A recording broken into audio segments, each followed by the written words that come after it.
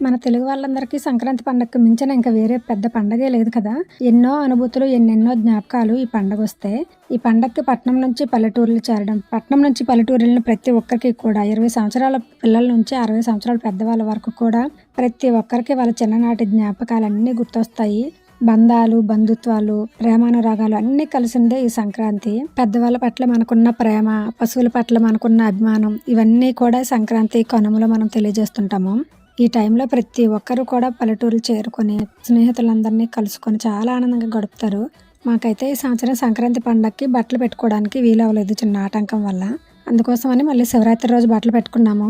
శివరాత్రి రోజైతే మా కుటుంబం మాత్రమే పెట్టుకున్నాము. అదే సంక్రాంతి రోజైతే ఊరందరితో కలిసి బట్టలు పెట్టుకొని పండగ శుభ్రంగా చేసుకునేవాళ్ళము. ఇంకా మా ఇంటమ్మవారు గ్రామదేవత గుడికి కూడా వెళ్ళేవాళ్ళము. ఈ సంవత్సరం శివరాత్రి పెట్టడం అయింది కదా! ఇంకా రుద్రాభిషేకం చేయించుకుంటున్నాము వైజాగ్‌లో. అందుకోసమే బట్టలు పెట్టేసి మళ్ళీ వెంటనే రిటర్న్ అయిపోయాము.